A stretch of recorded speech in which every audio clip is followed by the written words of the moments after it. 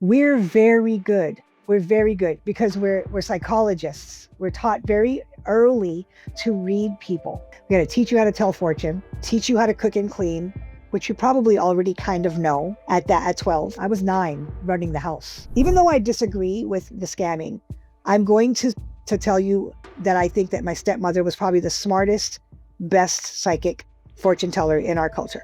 Hands down. He told me, ask her for 5,000. I asked her for 5,000. She gladly brought me the 5,000. To do what? To get her husband back. And it worked. What do you mean it worked? They're like 60 years old. You think he was going to go run off with the 20-year-old? The 20-year-old didn't want him. He came back home to his wife.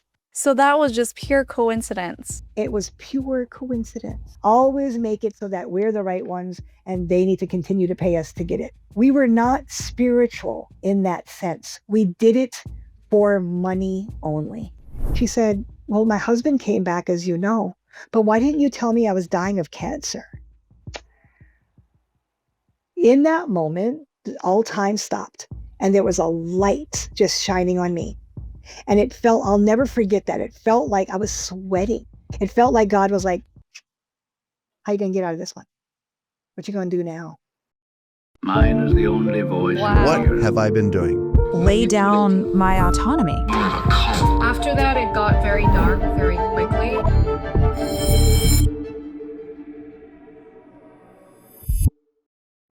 Hey, my name is Shalise Ansola, and this is Cults to Consciousness, where we discuss leaving high-demand religions or organizations and finding healing and independence through awareness and true individual sovereignty. If you're only listening on those podcast platforms and you'd prefer to see our faces and join in on the conversation, you can go to YouTube at Cults to Consciousness. We have the most amazing community here, a supportive community. I would say our comments are like 99% positive, which is insane for social media platforms. So we just really appreciate you guys being here and being willing to support our guests who are sharing their stories, because they are real people, guys, and they're sharing their vulnerable truths with us. So today's guest, we were referred to her through Paulina, and we are going to be talking more about the Romani culture that she specifically grew up in California in the 70s. She is a generation older than Paulina, so we're going to have a little bit different perspective. And I think we're also going to zoom in today on how she was taught to scam people through fortune telling. Now, that's not to make a blanket statement, of course. We'll talk more about this as well. But we're talking about her experience in the culture and why she left. So thank you so much for joining us, Gina Merino. Hi, thank you for having me. Yes. This is going to be exciting. Yes, and you just wrote a book about your experience. It's not out yet, but I'm so happy for you, and congrats on getting everything down on paper. Thank you. That it was a thing. I think the book was more emotionally and psychologically draining than the actual memoir that I wrote about, if that makes any sense. I had to relive it, like being on a roller coaster ride, going through your life so that I could get it down the way I wanted to. And to be perfectly honest, I don't think it's enough. I think that the book is literally just the tip. Yeah, well, thank you for coming on and being willing to relive some of those things with us today, because I know it can be tricky and we sometimes get vulnerability hangovers after these things. So we appreciate you sharing your experiences. So today I wanted to have you first start off by talking about the specific group that you came from. You had mentioned it was a specific tribe, and how you wanted to speak through that lens. So we come from, I specifically am Gypsy or Romani. I've learned that what that means is that we originated in India thousands of years ago. And when I say we originated in India, I mean the core of the culture. This is what I've learned in my research and my education in it. There were fortune tellers and they were at high regard in India. Somehow, some way, we were ostracized, is a good word, to the Middle East for many, many, many years and generations, and then migrated obviously everywhere, all over the world. And then my people went to Europe, and then my people came to to America. That to say, that's the blanket statement of what I believe my people are and what I know of that. I was born in the Machwaye tribe. I like to call it a tribe. There are different vitsa. It's called a vitsa in my culture, and that would be VITSA. But we're also called Rush. There's a mix in our people. in my specific bloodline in my family, where we're mixed Galdarash and Machwaye. And I was born and raised in California, Southern California, Los Angeles area, when Gypsies were thriving. I don't have it personally. If you asked any of my family members, like cousins, brothers, sisters in my generation, I don't think anyone would feel really bad about the word gypsy. I use it with pride here in California, in America, where I'm from. They were thriving back then in the 70s and the 80s. Our culture was better back then, in my opinion, in general. But I was brought up in Ventura County. We had that territory. My grandfather, Moyo Merino, great-grandfather, Moyo Merino, had that territory. And what that means is him and his wife had Ventura County as a territory to tell fortune. And so all of his children, his sons, his daughters, his grandchildren could set up shop there in that county, and no one else was allowed to come in. It's that way still to this day for lots of my people. So I was brought up in the Ventura County area until 12, and then we went all over Southern California after that. I don't know what more of your question was. Do I need to just keep going? No, that's okay. I can jump in. So, yeah, I guess I would like to know also from your perspective how you feel about other people using the G word, because I know Paulina was very much against anyone using that, and I want to make sure that I stay respectful and don't make anyone feel uncomfortable or saying the wrong words. So how would you like your people to be referred to throughout this interview? I'm more comfortable with the word gypsy. Okay. Because that's how I was raised, and that's what, to me, the word Romani is a Diluted. Yeah. That's a good word. The word Romani to me is a diluted way of saying the real word, Roma. You can't spell Roma, Ghome. So a lot of people who are not, that don't have a tongue for dialect of different languages have a hard time saying Roma. We're Roma. Romanes is the way of Roma, or the language. I speak Romanes. So the word Romani to me is diluted and Americanized or non-cultural, specific to my culture. And so I don't like it. Yeah. I don't like it. It's not authentic enough for me. I respect it. I love it because I know where it comes from, but it's not enough for me. I'm going to stay true to the words. I'm Romani. I'm Rom. I'm Romni. Okay. Well, I'm glad I asked them. Thank you for elaborating on that. Yeah, you're welcome. Let's talk about your childhood then, because I know there are a lot of things that you obviously disagreed with, things that were hard for you and things that you wanted to call out amongst all of the other beautiful things as well. So what are some of the standout memories of your childhood? Standout memories in general, the rich ethnicity of the culture. It's beautiful. The way we respected ourselves and each other. Family meant a lot. Gatherings, everybody's invited, parties, weddings, holidays. All those things were really beautiful. But for me specifically, it may very well be that I stood out just because God had me doing something different. I don't know exactly why, but I had a different lens. I was brought up wholeheartedly in my culture.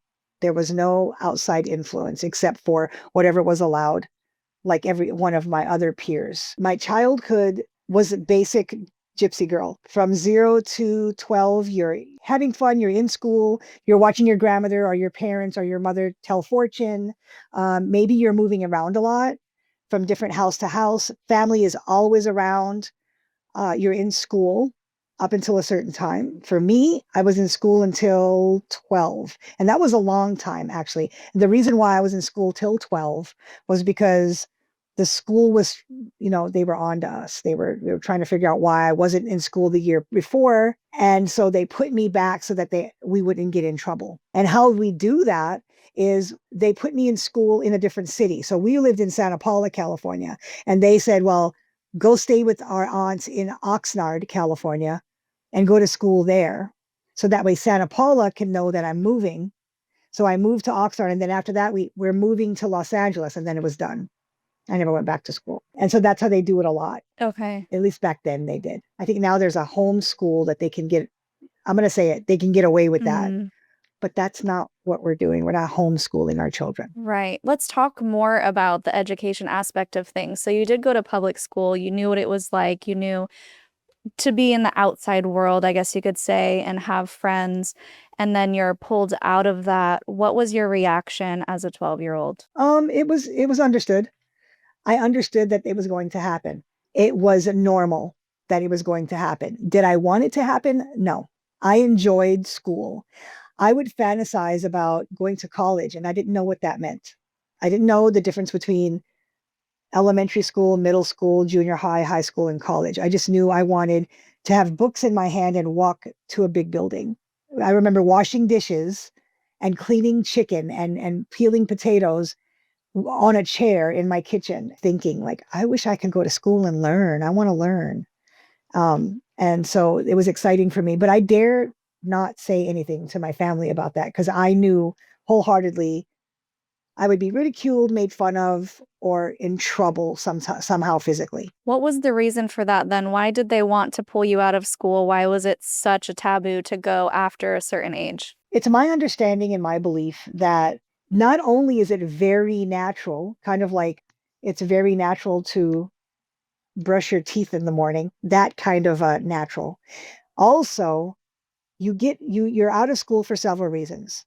Number one, in order for us to preserve our culture, we can't be at a young age, especially, and if you're a female. So, females have more of a challenge. At a young age, impressionable, a female, because we're the biggest commodity in the culture. Yes, boys are important, but women are the commodity. Now, as I'm older, I can see the reasons why. We're the ones who make the babies. We bring in the culture from our bodies, right? We're making the children. We're bringing the culture in from our bodies. We're the breadwinners. We're literally the heads of household to a certain degree, not with making the decisions necessarily, but we're the ones who are creating. So we've got to preserve that. If we want to preserve our culture, we've got to preserve the girls. Also, you're 12, you're on your cycle or you're getting your cycle and you're about to do that. You're a woman now. That's more risk of being out there with the non-gypsy people. We want to bring you back in. We got to teach you how to tell fortune, teach you how to cook and clean, which you probably already kind of know at 12. I did. I was 9 running the house. That was a different generation. It's a little bit different now, but girls are still now required and not pressured, but like, you're supposed to be cleaning the house, cooking, and running an office. You're supposed to. And you're going to get married. If you don't get married, that's weird. Those are the reasons to me why girls were pulled out. Boys were pulled out too of school, but like my father went to high school. My uncle went to junior high school. It's a little different for men. It's not necessarily okay for men to marry outside the culture and bring the girls in, the ladies in or women, and everything's cool, but it is less horrible. It's less horrible if someone finds out that a man has a girlfriend on the side, or he's not married and he's seeing an American woman or a non-gypsy woman. It's a big deal, but it's not a big deal. It's like, hey, stop doing that. You're getting married pretty soon and it's over. And if he has children with that woman, like out of wedlock, or he's just, that happens sometimes, that there's not a big fiasco about it. Really, it's like, okay, push that under the rug, figure it out, leave her and move on, because your life and the culture is the backbone. It's the brand, it's the roots or the trunk of what we're doing. Yeah. Women can't do that. Let's go back more into your childhood. You mentioned to me on the phone that you were learning tarot at a very, very young age, elementary. And let's talk about the ways in which they were teaching you. It wasn't just tarot. It was palm readings. Any kind of reading that I learned as a child was a spiel. And it was just another prop, or a different prop, excuse me. So like palm reading is the same as a tarot reading.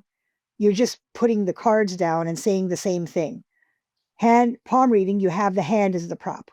Two palms, one palm 25, two palms 45, tarot cards 50, psychic reading 45, or a combination of all three for 125. So what's a psychic reading? Give me your keys, give me a picture, give me your cell phone, give me something to hold. I'll put the cards down. I have your hands out over the cards, and then I can hold your keys. I'm going to say the same spiel.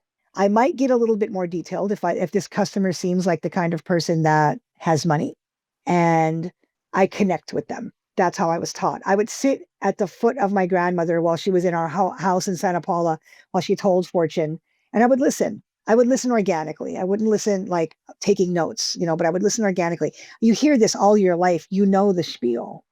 And then at some point, my stepmother was very innovative. Even though I disagree with the scamming, I'm going to tell you that I think that my stepmother was probably the smartest, best psychic fortune teller in our culture. Hands down. There's no one better. She was very innovative in her very young years and decided that her and my father was a genius, would start the National Enquirer and do Xerox palm readings. This is like the early 80s. So my stepmother, here's the caveat, she didn't read or write. I did, and I was really good at it. Language arts was my favorite. So we pulled up, I think we had a typewriter or a word processor, and I would type out the spiel. I would get myself a master, and I would just, I memorized it, and I would just type it out, and it would come right out of the processor. We would make, the person would send an envelope with their hand on a Xerox and a $5 bill or something, and a self-addressed stamped envelope. And I would write that out and fold it up and put it in the envelope. And my father would take it to the post office. She made money doing that. So I memorized it. Let me jump in because I just want to make sure I'm understanding and clarify.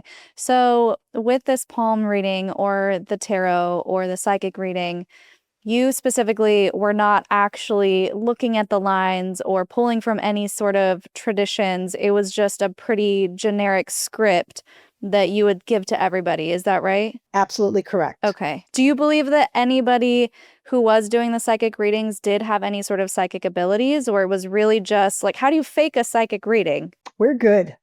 I say that respectfully, and I say that I'm being honest when I say that. I don't mean to say that to sound scammy or to sound manipulative. We're very good. We're very good because we're psychologists. We're taught very early to read people. Like what? Can you give an example? I can. Like, would you be able to do a psychic reading on me just based on what you know about me so far? I could probably do one on you without knowing who you are. Oh, okay. This is a whole video by itself. It's so interesting. I'm curious how you would be able to pull things to make them believe that you are giving them psychic information. Knowing all of the things that I know now at my age and looking back on how my people did things, I got to give it to them. They're smart people. Do you know, I have to say this really quickly. Do you know that I've had a few nieces and nephews who went to school up until 6 years old, and they came to me and said, I want to get my GED. And I said, okay, what state are you in? Make a phone call the principal at a school, what have you. Bing, bang, boom, they're at the school, they're taking the tests. And I knew already, my nephew, you're going to pass all the tests except the math one, because we suck at math. He passed all the tests except the math one, got his GED in 2 months. 6 years old was the last time he was in school. Jeez. And what that goes to tell, yes, what that goes to tell you, what I'm trying to show you here is, now I'm not trying to knock the school system, but we're not sitting on kids. And this is not necessarily defense of anything. It's reality. We're not sitting on, the kids aren't just sitting around playing, Legos all day long. They're learning and observing, and they're sponges, and they're learning everything that we're teaching them. The good things and the bad things. The psychic part, the scam part, not good. But the mechanisms behind that, the majority of these kids could probably be CEOs. Interesting. Because of the social aspect. Yes, ma'am. We're growing entrepreneurs, but we're taking that and using it for bad. Got it. Okay, I'm going to circle back around because I'm so curious. Please. Can you give me some examples of things that you would see in a person and go, oh, I bet I can say this thing to make them believe that I'm giving them some sort of mystical truth? So yes, I can tell you that it gets, we use things like a person's race or culture, their age, their gender, what they're wearing, the type of purse that they have with them, their accent. So let's say an American person that doesn't necessarily have that. We're American, right? We're in the States, so we don't really hear that very much, but we can tell you if you're worth getting money from or not. And we can, in our minds, with our knowledge, even young people, we can look at you and see there's only a couple of things that you've done in your life. And I could probably 75% of the time bet and guess. I'm going to give you the spiel about what you've done in your life. And you're either going to be like, no. And then I'm going to turn it around a little bit. You're going to be like, oh my God, that's right. I did lose my grandma. Okay. You were in love. You were in love and this guy hurt you. And then you went on a trip. That's right. That's right. We went to Europe. My family went to Europe. Oh, now I know you got money. You went to Europe? How old were you? Okay. Do you kind of understand? I can go further. Yeah. If you kind of get. No, that makes Okay. sense. So Okay. you were talking to me earlier about how this made you feel as a child being taught to lie. Can you expand on that? At a very young age, even though I knew it was very normal, you know, watching Bugs Bunny, eating cereal, grandma's in the living room telling fortune, all very normal. I still was very aware of what was happening. It wasn't something that just passed me by, kind of like, oh, I never noticed the wallpaper on the wall. I lived there all those years and never noticed that the wallpaper was little horses or whatever. It's more like, oh no, I'm very aware. I'm hyper aware that she's telling fortune and that she's not telling the truth. But it wasn't consciously a problem for me until I got a bit older, until I think I started participating. And then it was like, but why are we lying? But why are we scamming? But why are we not telling the truth? Why are we so mean and bad to the people who are not our culture? Yeah. Why are different races worse than other races? To the perspective of my family, why do they believe that don't hang out with those people? They're darker. He could hang out with the lighter people, but not really, because you can't be friends for too long because you just got to stay within the culture. It's like, but why? I asked those questions. And after a very short time of asking those questions, I don't remember the answers. I just know that I stopped asking. I don't know why. But the fortune telling started to bother me because I was innately aware. There was this like separation of like, this is not okay. There was something in between me and the thing that was like in my face, like, this is not okay. Hey guys, we're going to get back to our interview here in just a second, but I wanted to take a quick moment to talk about the sponsor for today's video, Incogni. Spam calls are obviously the worst. We hate them. Everyone hates them. But it's so much scarier than that. As YouTubers, we're really putting ourselves out there. And yes, we value our online security, but we had no idea how unprotected we were and how these companies were unethically selling our data to other data brokers and people search sites until we joined Incogni. Within 5 minutes, it showed me 536 requests sent to very specific companies to remove my data from their database. We're talking emails, phone numbers, addresses, even social security and income information, things that were sold to these companies without my consent. I didn't have to call anyone, email anyone, they do everything for me, and they continuously monitor, so if my information gets back out there, it is taken down indefinitely. You can cancel anytime, and they also have a 30-day money-back guarantee. So if you're like us, if you value your security, your online security, your privacy, and you don't want to fall victim to identity theft, now is the perfect time to try Incogni risk-free. Right now, they are actually offering our supporters, our listeners, a 60% off their annual plan discount. So you just have to go to incogni.com/Shalise. The coupon code Shalise should automatically populate for you, but to make it super easy, we put everything in the description. Just click the link, it'll take you right there. Back to our video. What would be one of the more high roller scams that you would pull or someone around you would try to pull off? Like the highest number of money that they would have to pay for something? This is a part of the book, the first chapter, and I'm going to touch on it. And it's a very unique. I bet that you could ask a bunch of gypsies and they would tell you that they've never heard of this before. When I was a little girl, my grandmother and my father, it's hard to talk about, somehow manipulated a woman into believing, or I don't know if the word is manipulated or not, but they succeeded at making this woman believe that they were Jesus and Mary, mother of Jesus. Over the phone, they would talk. I know. Over the phone, they would talk to this woman. I remember her last name and everything. I remember this very clearly. This woman would speak to Mary and Jesus on the phone, and they would convince her that all of the money she had was evil and that she needed to send it so that they could cleanse it, because eventually this woman believed that she was going to marry Jesus. Wow. I know that's enough, right? Do you need a break? You can take one if you need. No, If go not, for I'm going to it. move forward. Continue. We would get boxes in the mail, like let's say microwave size boxes, okay? Like a box. Inside the box would be shoe boxes. So inside the shoe box, let's say there was 4 or 5 shoe boxes. Inside would be envelopes sealed. This shoebox would have tissue paper, and if you opened up the tissue paper, there would be like her hair in it, and maybe a drop of blood on top of that or something. A whole box full of that. Another shoebox full of incense, like frankincense, I think it's called. That, like the incense that the people use in the Catholic. I don't like the way it smells, but it's for when they do funerals. I don't like that smell. I think it's called frankincense. She would have that inside of a tissue, folded nicely. Open that tissue up, and there's like a little bit in there. A whole box of those. Another one would be just drops of blood on an envelope, on a tissue, like 20 of them. Then 3 or 4 boxes on the inside would be, every envelope would have $100 bill or a whatever. When I was 6 years old, I counted out $100,000 on the floor. She would send boxes of money like that to us every 6 months. I'm not sure if it was just they had to persuade her, but they were cleansing her money, allegedly, so that she could cleanse herself from the evil, so that she could eventually marry Jesus, who happened to be my father's voice.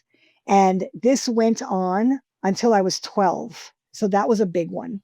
And that one was it's like ingrained in my mind. Mm-hmm. I don't know that I judged it back then, but I was very aware. What is going on here? How did you guys do that? Why did you do that? That goes way beyond just tarot or palm readings or it feels very witchcrafty. Did you have a lot of that kind of stuff around your house, or was that practice? Was this weird to have this thing going on? It would make sense, okay, that if I said to you, yeah, we were into witchcraft, there would be something to attach the actions. But here's what I'm going to say to you. Lying to people, scamming people, having all this stuff around is witchcraft in itself, and it brings on spirits, okay? It brings spirits in your house. That's my belief. But I have to be very clear when I say this. We were not spiritual in that sense. We did it for money only. People ask me that all the time, and it only makes sense, right? Like, oh, you guys study witchcraft? Like, did you go to like a witch, all of that? No, we were Catholics when there was a funeral.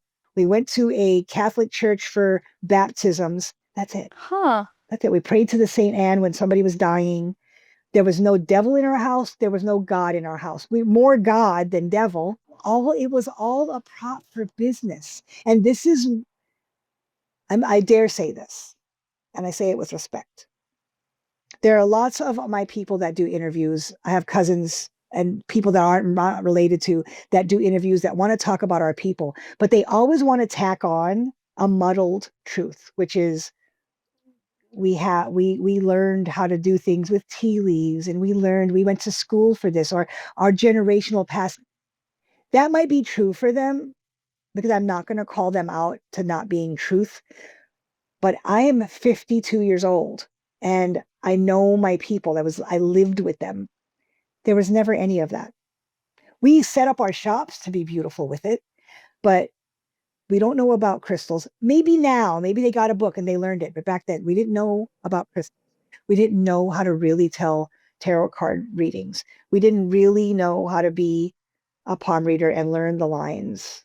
It was all a prop. Hopefully I'm saying it in the way that people will hear me. I'm not saying it to be vindictive or rude, or I'm being honest. I'm trying to be honest about this without being disrespectful. No, that makes sense. And I appreciate you elaborating on that. I know that was a big part of what you wanted to talk about today. So Yeah. let's talk more about the environment that you were in. Was it pleasant? Was it happy? Was it unpleasant? What were like some of the general experiences that you had as a child in that environment? I lived with my father and my grandmother, and my mother left when I was just a baby. As you've heard, the fathers keep the kids, and that was 70s were no exception to that. 70s, 80s, 90s, 2024, 2020, same thing. My father and mother divorced. No, the marriages, by the way, are ceremonial. There's no paperwork.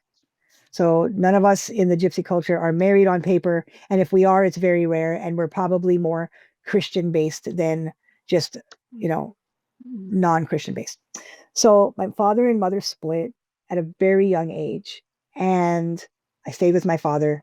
Life was good when I was really young, before 3 years old, because my stepmother wasn't around. And then my stepmother came around. And my father was pushed into another marriage because, you're 18, 21 years old, however old he was. You have a kid, you can't be single, you've got to get married. This is the way we do things. So my stepmother or my grandmother pressured him, and he remarried another woman who was a couple years younger than him, my stepmother, Rosie, who's passed away now. But she came from she came from the Adams side. She was Georgie Botto's grandson. Georgie Botto was he was the head of Los Angeles. He headed Los Angeles, and my father's grandfather, Moyo, headed Central California, like Ventura County. So there's these two big heads. They're gonna go into marriage, family marriage together. My stepmother was very bad to me, physically, emotionally, and mentally. I was the first day that I remember her after they were married, after the wedding. I walked up to her room and looked up at her and I said, "Hi, Mama." And she slapped me across the face and I hit the wall. And I remember just kind of looking up at her with my hand on my face, looking at her. And she said, "Don't you ever call me that again. You got it. You're Rosie from here on out." And I was like, "Rosie, okay." Oh, Yeah. So that started the abuse. It was very concentrated and very painful. And it could have mentally broken me. I know psychologically it messed with me because till this day I'm still healing from that. But it could have mentally broken me, and I don't think it did because I never thought that I never gave up. I always just tried to figure out ways to not get her to put her hands on me, and I failed miserably every time. That lasted until I was 12. But living in the house in Santa Paula house was beautiful. I loved it. I had my good moments. But if she was not okay that day, she went off on me physically. Extension cords, whatever she could use. And it's interesting because everything is connected, and I have something called lipedema now where if you look up lipedema, it's a condition that's hereditary, and my legs are swollen all the time. And it's funny because she used to hit me on my legs. And I almost wonder if there's a connection there from trauma. Trauma gets stuck in your body. mm-hmm. So, like I said, everything kind of just goes around. Everything is connected. They divorced when I was 12. And the last time she put her hands on me, I actually punched her in her face because Oh I my couldn't take it gosh. anymore. Yeah, yeah. And that was the last time she put her hands on me. But it was bad. She was getting bad.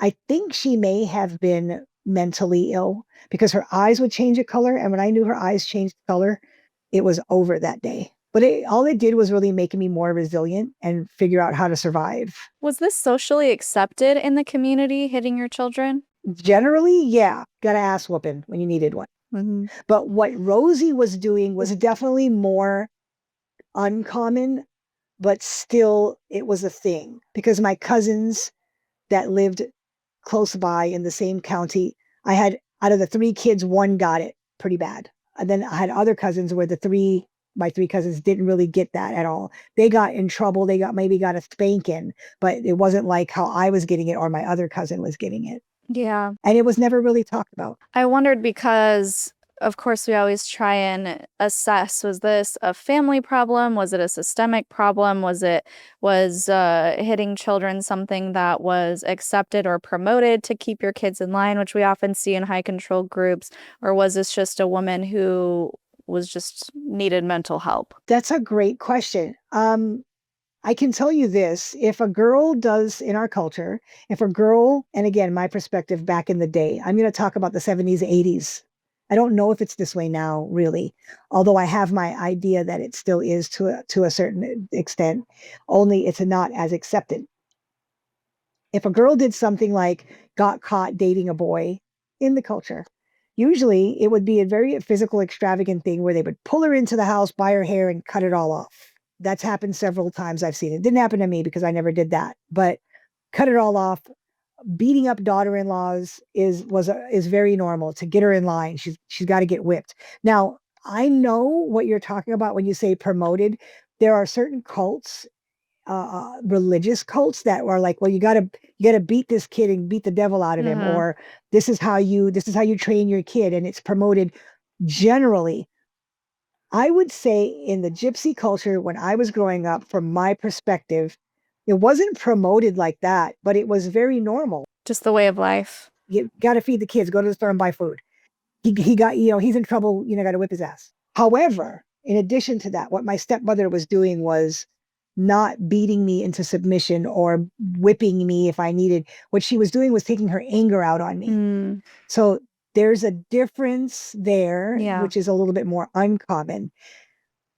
My grandmother got wind of it, and my grandmother put her hands on her. Oh, wow. In the dining room. Yeah, she walked around her and said, "Oh, you you want to beat my granddaughter up?" And she like pulled her clothes, which is a very disrespectful thing to do to a daughter-in-law, is pull her clothes off of her or something to make her feel shame. So my grandmother walked around her while my stepmother stood still crying, and she like pulled her clothes and pulled the scarf out of her hair and was trying to shame her and saying, "You don't put your hand on my granddaughter. Wow, that's If she good. does something wrong, you come and talk to me." It was good, even though I feel bad for my stepmother in that moment. Yeah. And the reason why is not because I'm trauma bonding with someone who abused me. What Rosie did to me was 100% wrong. But what I didn't say, and which is a deeper conversation to have at some point, is Rosie had a worse stepmother than I did. That does not give her the right, but it just goes to show how a cycle. Yeah, she did to me what she was done to her subconsciously. How I know that is because my sister, who was her only child, she was that way with her too. But her grandchildren, she was in love with her grandchildren, my sister's children.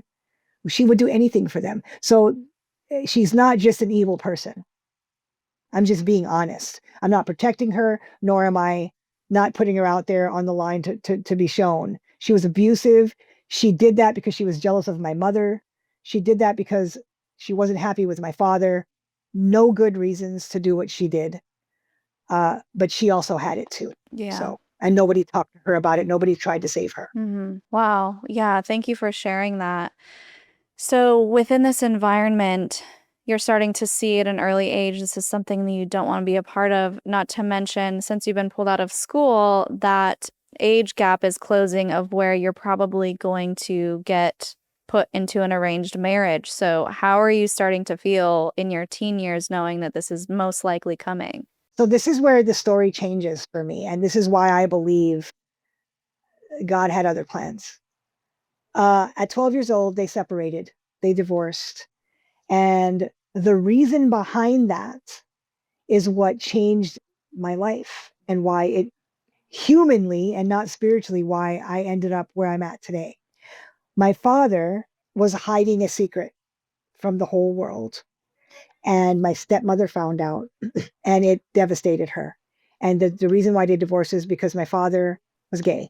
Oh. And when I was 12, he got picked up on a charge for solicitation. That was a big deal in itself. But when my stepmother found out it was a man, prostitute, whatever you want to call it, she flipped. I don't blame her. My father being gay isn't the problem. My father lying to her about being gay is the problem. Yeah. Right? We had a very tumultuous few years after that. And I wasn't 12. I was probably more like 10 and a half or 11 because 10 and a half, because for the next year and a half, 18 months or so, it was very concentrated amount of tension, abuse, anger. And some other things happened to me in that time frame that was just, it was just this concentrated pressure amount of abuse on every level. When they finally divorced, she finally said, I had enough of you. You need to go. We were in Los Angeles at the time, living with her family. We left Santa Paula. We went back to the Ventura County area from 12 on and lived with my father's side of the family. It was like we were oil and they were vinegar. Like they ostracized us so badly.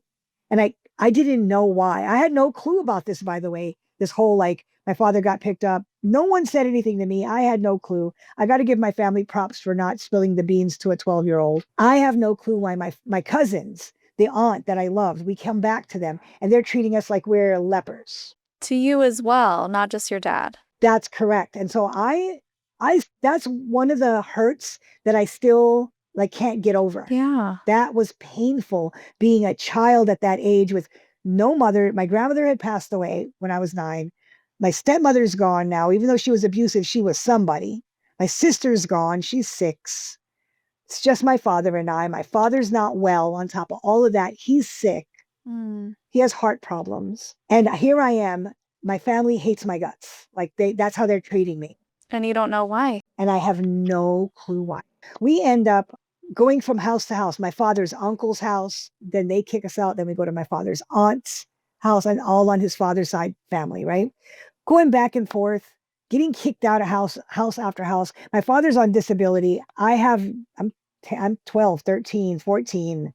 I have no money, not in school, not telling fortune because we don't have our own place. Okay. So here's that separation from the lifestyle, right? We're living there, but we're kind of just existing. I am just existing in the lifestyle. I am not moving forward with all my other cousins, which felt weird and bad. And it felt abandoning. But there was a reason for all that. Now I know, right? So I am being separated while I'm in the culture, being separated from the culture. By 14 and a half, 15, my father finally decides, I've had enough. Let's get out of here. So one day they go to some kind of weekend retreat at a church or whatever they did. We pack our stuff and we leave. And we hit Southern California, actually Riverside, California. And we're living by ourselves. We're not out of the culture, but we're not in the culture. My father's on disability and we don't have welfare or food stamps. So I have got to work. So he asks me, do I want to tell fortune? And I say, no, I'll go be a babysitter. So at 15, I work for a family, babysitting, housekeeping. I'm basically a nanny and a housekeeper. How I got the job was I lied to them and convinced them that all of my documentation was burned in a fire. And I have no ID, I have no birth certificate, but I'm 18. And they were smarter than me. They knew better, but they loved me. They fell in love with me. They knew I was lying, but they knew I was lying for a reason. And I think they were trying to protect me. They thought something was up. They hired me. I babysat and raised their kids for like 2 years. I worked 10-hour days for $175 a week. Ooh. That's how much I didn't want to tell fortune. 15, 16, 17. I'm doing that. And one day my best friend, who I cultivated a non-Gypsy friends, and I needed support. I needed someone. My non-Gypsy friend, Rhonda, tells me I'm moving to San Diego. Now we're in Riverside. I don't know if you know California. We're in Riverside, San Bernardino. Yeah. Okay. So she's moving to San Diego, hour and a half, almost 2 hours away. I'm devastated. This is the only girl in my life, the only person, and I'm like, Dad, can I go move Rhonda? I'll be back tomorrow morning. And he looked at me and he said, no. And, at that age, I was tired of hearing him say no. I was working, giving him my money. He wasn't not a bad guy, but, I was taking care of my father. I was cooking, cleaning, going to the grocery store.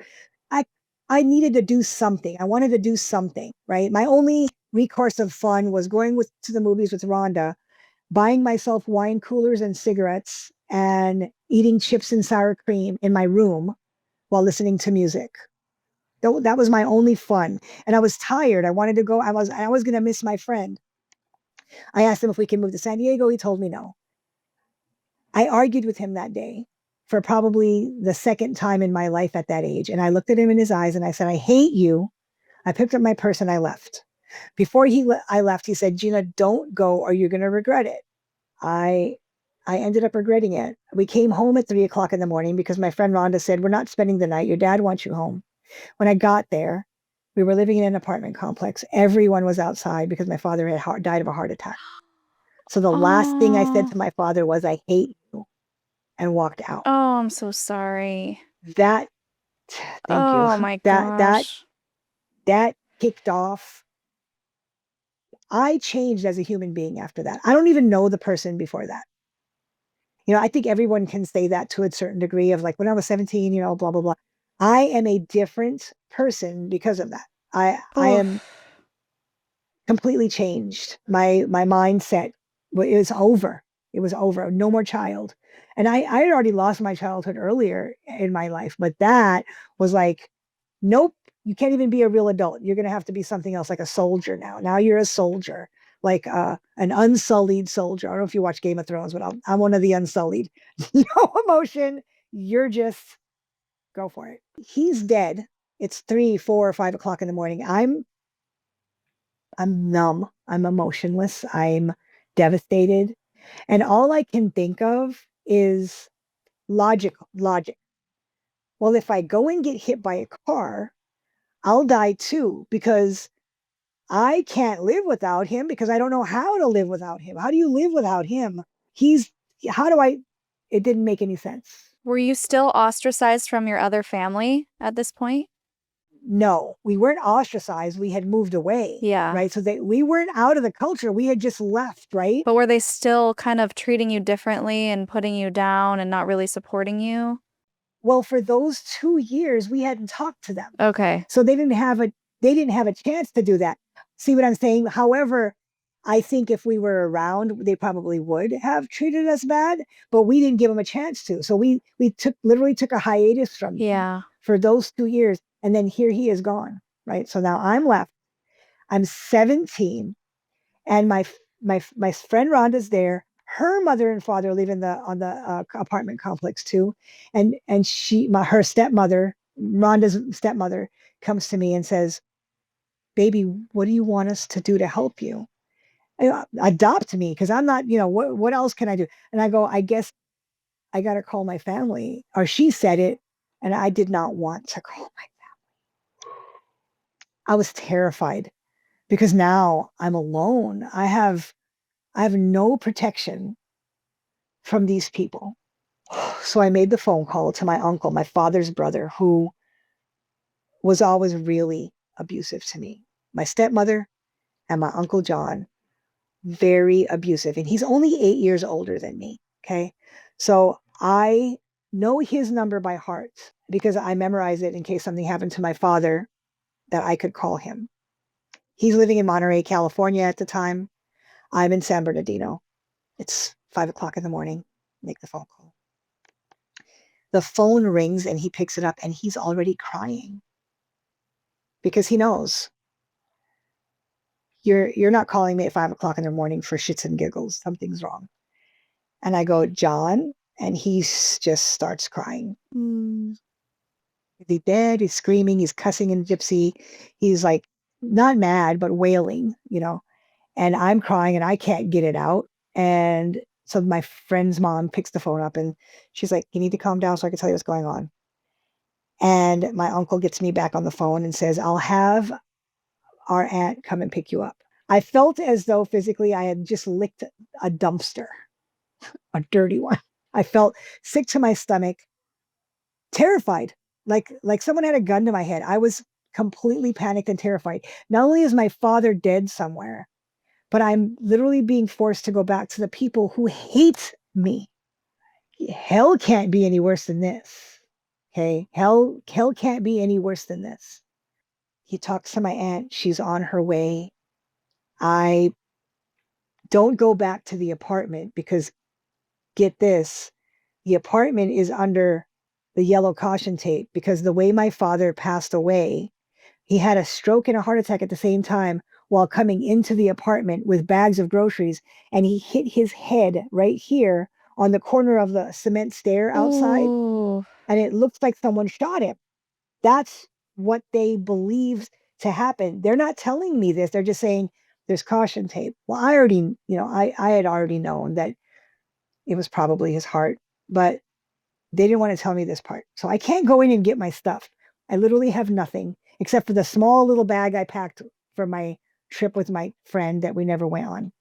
My aunt gets there and she's with my little cousin that I haven't seen in like 2-3 years. She's already got this look on her face like she hates me. She just kind of looks at me like, get in the car. Like, oh my God.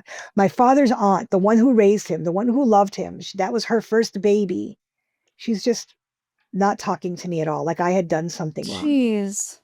I get to the house back to Oxnard, a few hour drive was hell. And she tells me, go take a shower and go lay in the bed. I get in the bed and I'm laying down in my cousin's room. And I can hear my Uncle John, my father's Uncle Bob, my father's Aunt Duda. Those are the ones left in our family on my dad's side. They're all grown-ups. John is the only one. He's like, I'm 17. He's like 26 years old. Okay. He's married in Monterey. They're living in Ventura County, Oxnard, Ventura. And now they're discussing the funeral. They're taking care of all that, whatever. Now they're discussing what's going to happen with Gina. And I literally can hear this. All of them, one by one, are saying, we don't want her. She's too fat. We don't want her. There's no room for her. We don't want her. We don't want her. We don't want her. Oh my gosh. I can't imagine what you were going through emotionally. That immense sudden loss after an emotional break. You have lost everything. You don't have anything. And now your own family is saying, well, we don't want her either. That just must have been crushing. It was. It was the pressure breaking point of, I remember just looking up at the ceiling and saying, talking to God, what do you want from me? Yeah. What did I do? What did I do? What do you want from me? I remember that moment. I remember some moments of the funeral. I ended up moving they made my Uncle John take me to Monterey. You think what I went through was uncomfortable. It was like living in a house, those mattresses that are just made of nails. I felt like I was always walking on that. Always. I was sleeping on it. I was eating on it. I was living on it, living in pain. My uncle's wife hated my guts, literally hated my guts. My uncle was very abusive, psychologically, mentally, and physically. I could never do any right. They had me. Now here I am in Monterey. It's 1990, and I'm back to living in the Gypsy culture. And I know now without a doubt, like, I do not like this. So he puts me on a strict diet. I'm eating one head of lettuce and crackers What? all day long for a month. That's it, all day long for a month. Oh, I get some oil. I get some oil and vinegar. Is there something in the culture that puts a lot of pressure on women being thin? Is that why? Just beautiful enough to get a man. And you're 18? No, 17? 17, 8, yeah, 17 almost. Mind you, I am overweight, but I also have lipedema, which makes your bottom part of your body really big compared to your small part. Nobody knows at the time that I have it. They're just like, you're a disgusting pig. You need to lose weight. It's like, okay, I won't eat. So I lose 80 pounds. I look really good, right? After like 6 months, 80 pounds. Oh my gosh. Eating lettuce and crackers.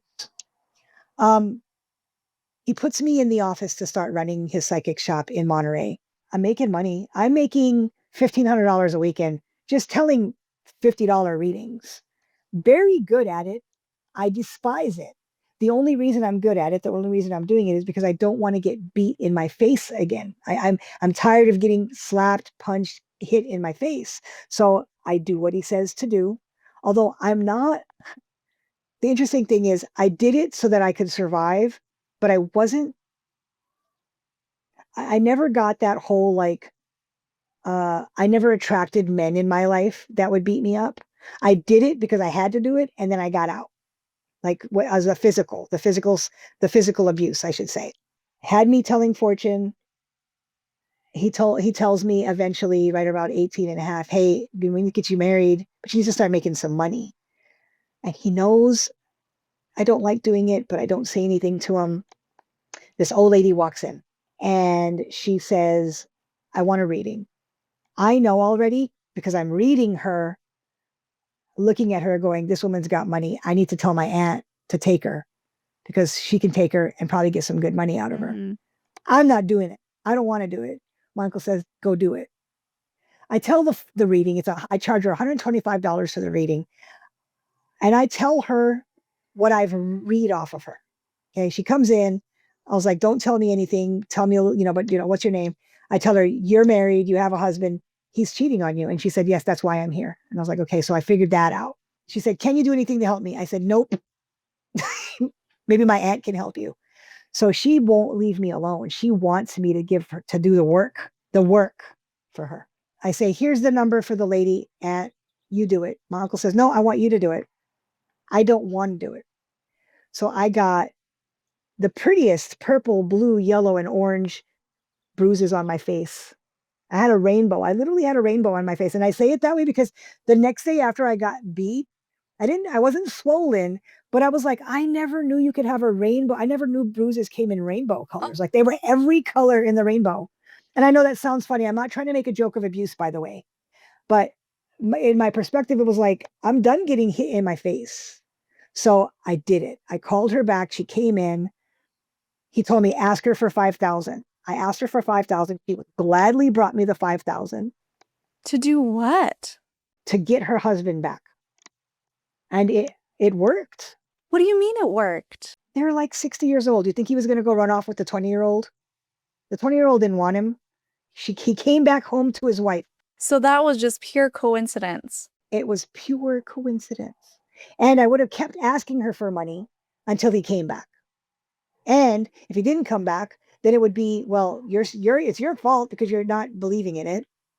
And actually, I did some harder work and found out that he's not the one for you anyway, that he's the one causing all the black heaviness in your life. Right. So we need to get him out.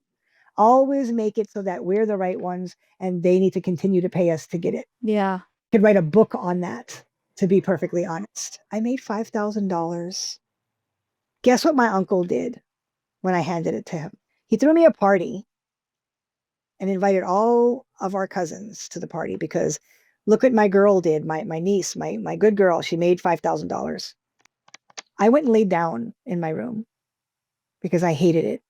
I didn't show them how much I hated it because I knew it would have just been another beating and another ostracize.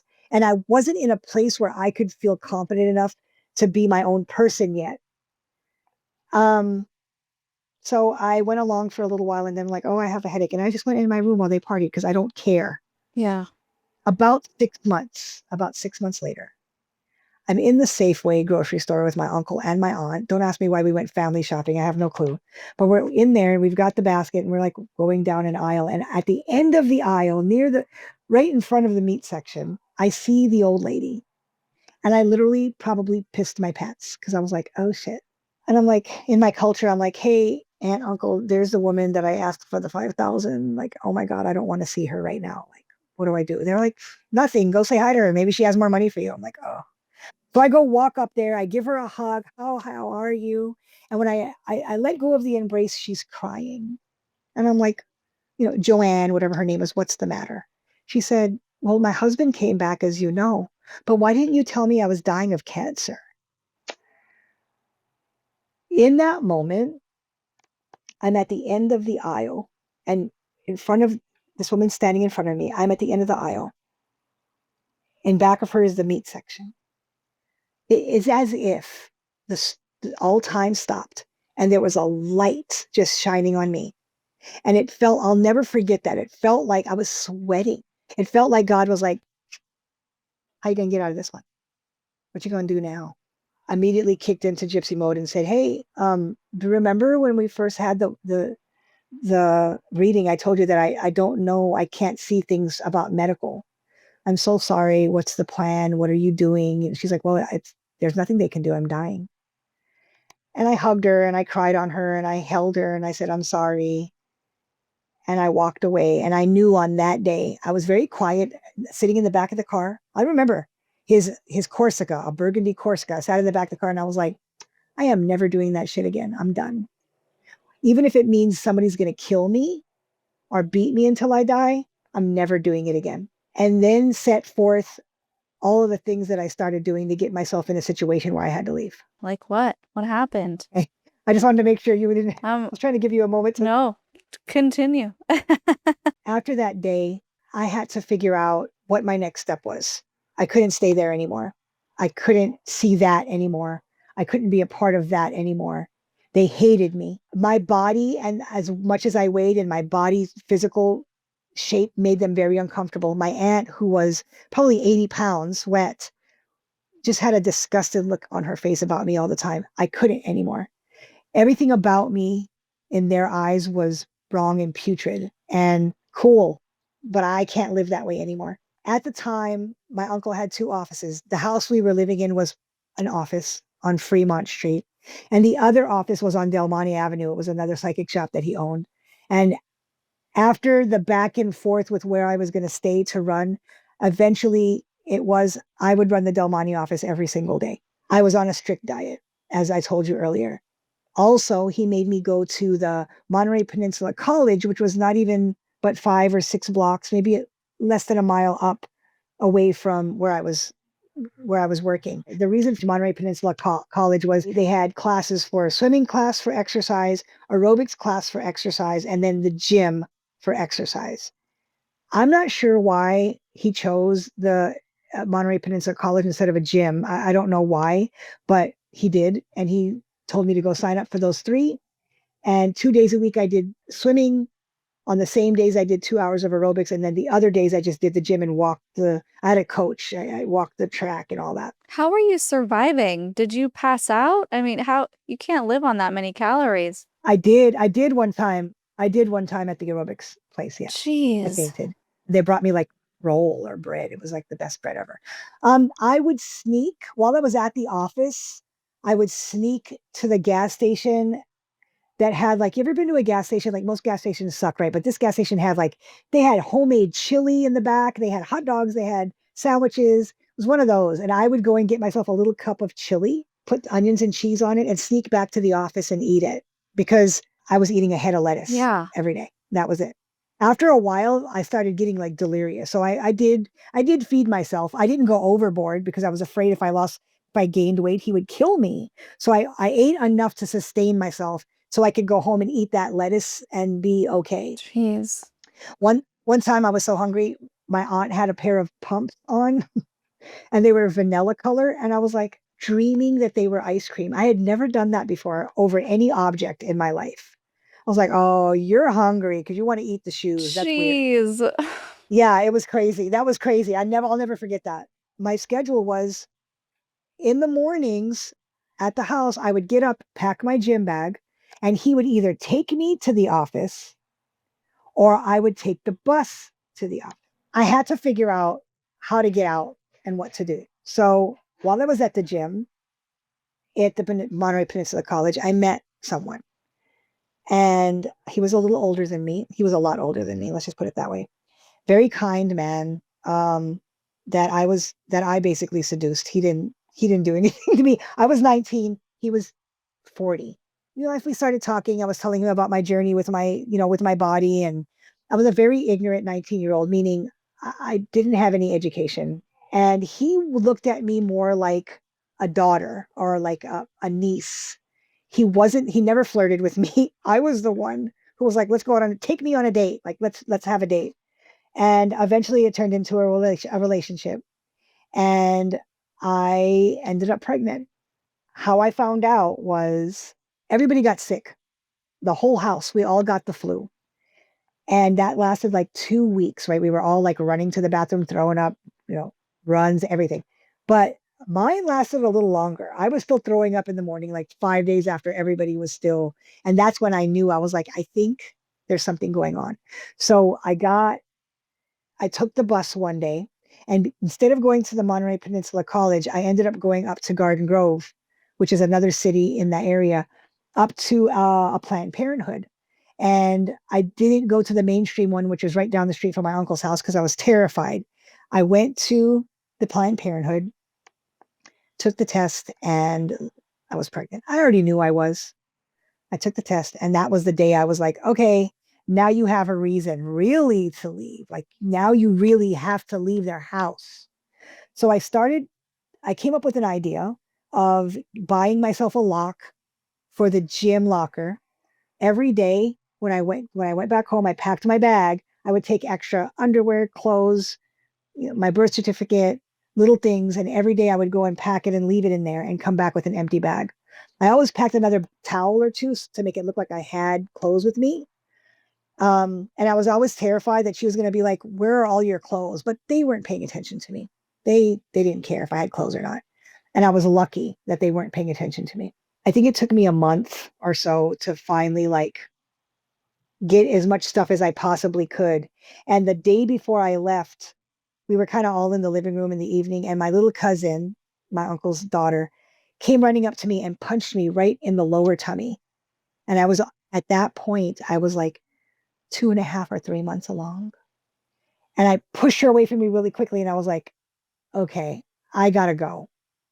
She's gonna hurt me. I knew if my uncle found out, without a doubt, that he was already physically beating me up. He was already physically abusing me. I knew that he would straddle me and hit me in my stomach until I lost my baby. Oh my I knew gosh. that without a doubt. That was there was no, it was not an opinion. It was real because he was already doing things like while his wife watched, he would, if he was mad at me and we argued, because I argued back with him. Like he was like a big brother to me, as far as age goes. And when I argued back and I talked back in my anger, he would slap me, throw me on the floor and straddle me. It's like, and I would look over and say, why are you allowing your husband to do this? This is inappropriate altogether for him to be doing. He should not be on top of my body. I didn't like it. I was not accepting of the abuse, but it was an extra weird thing for you to be straddled on top of me like that. Yeah. It really made me feel bad. I was never bothered by him in that way, but that really made me feel bad in a whole way that I didn't want to feel. I knew that it was going to happen again, without a doubt. If you're doing it because I talked back to you, why wouldn't you do it if I'm pregnant with a man outside of our culture? So the next day I got up and I packed the bag again with whatever I could. And I walked out of the room and into the living room. And thank God no one was in the living room. I was walking out and I yelled, "I'm going now." And he said, "Well, do you want me to take you?" And I said, "No, I'll just take the bus." He was like, "Okay." It's May 6th, 1992. I believe it's a Wednesday. And I walk out. And in my mind, I'm thinking, I know my route. I walk out of the house and I turn right to take the bus up the street on it's Fremont Boulevard in Seaside, California. And there's a bus stop right across. We're like almost at the corner of a little street. So if I walk across the street, there's going to be a bus stop, like a bench. But there's one at every other corner. In my mind, I'm paranoid. I'm thinking, if I continue to walk and don't just sit for the bus, he's going to see me. He's going to say something, because sometimes while I'm walking to the bus, he gets in his car and drives by me, or he'll stop and say, "Let me just take you." Mm-hmm. Right? Now, the reason why I'm nervous about this is because my boyfriend at the time lives about 5 blocks up and then to the right and to the right. So I was going to go to his house. The plan was, I'm not going to the office. I'm not going to the gym. I'm going straight to his house. I'm running away. I'm leaving. This is the day. I pass one bus stop, and in my mind, the story is going to be, if John comes driving up and says, "What are you doing? Why didn't you sit at the bus stop?" I'm going to say, "Oh, I missed the first bus.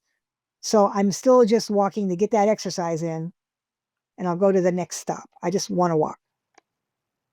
But every bus stop that I pass, I'm more nervous and I'm more nervous. And I keep looking back because it's like, I'm just walking a straight line. I can see his car still parked outside. Oh, I know that feeling. Yeah. So I was talking to someone who knows that feeling. So every time I look back, I'm looking all the way back, I still see the little red Corsica sitting there. And I'm like, okay, keep walking, keep walking. Now I'm getting to the last street. And at that corner is a Dairy Queen.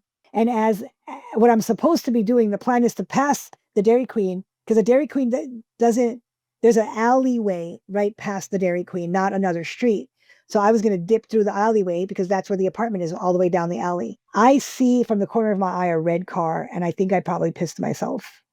I didn't look at the car. I just was like, oh my God, oh my God. And it turns in. Now I'm looking down because I'm walking past all of the bus stops. There's no more bus stops left now. Now it kind of goes down and it turns into a whole other street. So I'm like, oh, I'm missing everything. And he's going to see it and I'm going to die today. So I'm going into the Dairy Queen to pass it. And I see the red car and I don't look at it. And I can see it from my peripheral view and I see it. It turns in. I'm looking through the windows of the Dairy Queen. It turns in, it parks in front of on the side of the Dairy Queen. And I'm like, that's it. It's over. He's going to ask me why I'm here. I'm going to get beat because I'm at Dairy Queen because you're fat and you shouldn't be eating Dairy Queen. Or another reason. I'm screwed either way. So now I'm like, what do I do? The only thing I thought of doing is like, go into the Dairy Queen because you'll be safe with a whole bunch of other people there. So I go into the Dairy Queen and I look over into the window and I see it's a whole other family in a car that looks just like my uncle's. A husband, a wife, and 3 kids pop out, or 2 kids or whatever. And I'm like, okay. Jeez. So I go through that door. And I'm like booking it down the alleyway, holding on to the wall. Like now I'm crying and I'm nervous because it's almost done. I'm almost over. It's almost over. I'm walking, I'm running, I'm doing whatever I can to get there. I get to the door. I'm banging on the door for no reason. He opens the door. I rush past him. I go onto the couch and I just cry for like, I don't know, 7 hours. He just leaves me alone. Like he's there, but he just kind of like lets me do my thing. And I keep telling him, don't open that door. I was terrified that they were going to come and grab me. I know that probably wouldn't have happened because I was 19. It was a psychological fear, but it was the same. It was real all the same. It didn't matter. This man found out where I was somehow. I don't know how he did it because I was 19, but he literally called the house. And my boyfriend was like, yes, she's here, but I'm a grown ass man and you are not coming to my house. If you come to my house, I'm calling the police on you or I will kick your ass. So come try me. Yeah. My uncle said, well, what you're doing is wrong. He said, you don't know what the hell I'm doing. And it's none of your business. That was like 4 days later. But that night I went to sleep. The little that I did sleep, I had this dream. And it's the preface of my book, but it's called The Dream. And in the dream, I'm on the ground.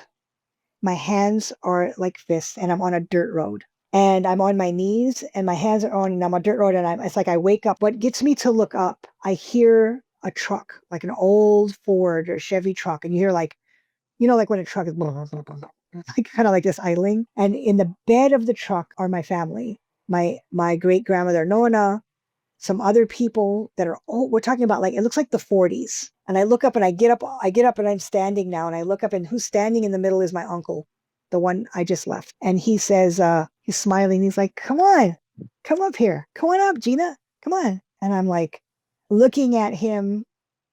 I'm like, I don't know that I can trust him, but it's like 10 feet in front of me. So I take a step. And when I take a step, the truck pulls away from me. And he's like, you can do it. Come on. Just come on. Come on. Come on. Come on. And I start walking and I start trotting. And the more I go, the more away from me that they're leaving. And now they're all just cracking up. They're all laughing and they're laughing at me. I can't keep up. I'm just running. Now I'm running and they just go off in the dust. And when I wake from the dream, my daughter's father at the time, his name is James, he said, I woke up crying. I just needed more hugs. Literally, that was what I said. And he heard that and started crying and was hugging me. And when I woke up, I was like, not why are you hugging me, but why are you hugging me? He's like, you just said that you needed more hugs. I was like, I did. And so it was psychologically devastating for a really long time. Wow. So much so that I wrote a book about it and that it's still not all the way healed, unfortunately, but it'll get there at some point. But I'm using that for a platform to speak. Oh my gosh. And we don't have that much time left, but I want to know, let me skip ahead then, because I know there's so much, and maybe we could cover it in a different video or something. But did they ever, or did you ever decide to make contact with your family again years down the road? Yes. I spoke to my little sister who I found out she had a baby. She got married at 15, and I started speaking to her off and on. I did start speaking to my mother off and on. And as I got older, in my 30s, in my 40s, in my 50s, I started speaking to my mom's other kids, my other siblings. But lo and behold, because of the book, they all stopped talking to me again. So I was re-ostracized again. It's not as painful as it was the first time. But let me say this. I was very aware that they were going to do that. Yeah, yeah, there's a cost to telling your story, unfortunately. And that's one of the telltale signs of a cult, right? Yeah. See what happens when you try to leave and see if the love remains, if it's conditional or unconditional. Of course, that's not going to be every single person in that group is going to respond the same way, but you can tell for the most part how tightly controlled it is if every person feels obligated to ostracize and cut you off. Of course. Yeah, it's like a chain link fence, right? Like push and pull. Like if you want to stay in this support, you gotta stay in the support. Wow. Oh my gosh. What a story. You've been through so much. And I know that writing a book has probably been therapeutic. And I'm happy that you're willing to share it with the world. And so we just need to know how you're doing now. What are the things that bring you joy and peace? My children and my grandchildren, God, the fact that I'm free from the bondage of the commune that I was in, of the culture that I was in. I feel like now I can appreciate the culture itself without being in that certain family Yeah. that was abusive and premised their culture on the abuse, because that's another thing and another reason why I want to start my platform, because you can be a gypsy, a Romani, and not be an alcoholic, a drug addict, abusive, a womanizer, or a scam artist. Those are not attributes. Those are habits. Those are um, negative. Those are negative things. Those are not part of a culture. Yeah. How long do you think it took you to be able to separate? I mean, I still am annoyed with Mormonism, even though I can say that there are things that it taught me that were good and family values and whatever, but I still obviously am annoyed and kind of bitter that I was raised in a cult. So it's hard to be able to separate those things. Everyone's like, don't throw the baby out with the bathwater, but it's hard to be able to look at something and feel appreciation for it when it did harm you in such a way. So how has that been for you to separate that? I think with my maturity, and I think with my forgiveness of the dysfunctional personalities that I was given as a family, I can appreciate the culture by itself without that. It's the same as being able to love and appreciate my stepmother in spite of her abuse, because my stepmother made me the woman that I am. And I mean that in a good way and a bad way. I had to take some of that negative out. But see, here's the thing. I get to customize. I am in control mentally and psychologically and spiritually and physically of how I can customize without being delusional what's good and what's bad for me. Mhm. And so with regards to what you just said, the good things about Mormonism, the good things about Gypsy, there are family values. I may not have I may not have been given enough of them, but I do see it and it's there. And I really try to be that way without being delusional. Like I said, like I'm 100% forgiving, but I forgive for me. I don't forgive because I'm protecting someone. Mhm. So I forgive for me. I can see the culture now and see the beauty in it. But also I call out where people make their mistakes, from my viewpoint, how as a culture in this time, in my people where I'm at, in America, in California, however you want to look at it. But from my perspective, I can call out all the things that I believe aren't part of the culture. And so if you separate those, which I can do, and look at the culture itself, there are some beautiful things about it. It's so rich and ancient. I think that gypsies can cultivate that again. But to be honest, the American gypsies are have taken the worst of the American culture and the worst of everything else and kind of combined it and call it their culture. And it's sad. Well, I appreciate that perspective. So, wow, this has been such a great conversation. Thank you so much for sharing with us today. You're welcome. It was my pleasure. My book is called Shay, Bari. I actually meet today with my editor to do the last of it, and it's supposed to be in Amazon for sale. I just don't know when, but I'll let you know when. Yeah, let us know, and then we can let our audience know or pin a comment or put it in the description when it comes out. So I need your Linda Awesome. Listen moment, your sassy statement, or something inspirational. It's up to you. Got it. I just want to say this, that Linda Listen kid is actually the guy I work with, maintenance guy. It's his little cousin. No way. Tell him that there's an entire segment based off of that. Off of that video. Okay, I will definitely tell him. I will tell him for sure. Okay, so I guess it's going to be like this. Hey, Linda, listen. No matter where you've been put on this earth, you have the right, the opportunity, the control to choose whatever desire you have to get yourself out of it, no matter what. Whatever it is that you're in that you don't want to be in, you have the right to get out of it. You have that desire, if you have the desire, but you have the power to. If you're in a cult, or if you've been pulled out of a cult and it has mentally messed with you, you have been given the opportunity to learn a different perspective and to take the good out of that. If there's good, you'll find it, and to add it into what you know now and create a whole new dynamic for yourself. Beautiful. I don't know if that was a lot or not. It was but that's how I great. feel, because that's what I did. That's what I did. Yeah. How can people find you if they want to reach out? Do you have an Instagram that they can follow? So it's _SHAYBARI on Instagram, Okay. and also on TikTok as well. It's the same exact way. Perfect. Any other final thoughts before we go? No, I don't think so. All right. Well, thank you again for joining us. I really appreciate it. Thank you very much. It was a pleasure. Yeah. So, guys, if you're watching, make sure to leave those words of encouragement down below. They mean so much to our guests. They help boost the video. Any way that you can engage with the video is the best way to support the podcast. If you want to support further, we do have a Patreon at patreon.com/cults to consciousness. And big shout out to our newest patrons, Kelly, Katarina, Lynn, and Chelsea. Thank you so much for joining us. We really appreciate your support. So if you like this video, I'll link 2 more down here below that you can check out. And until next time, follow your highest excitement, be conscious, and be well.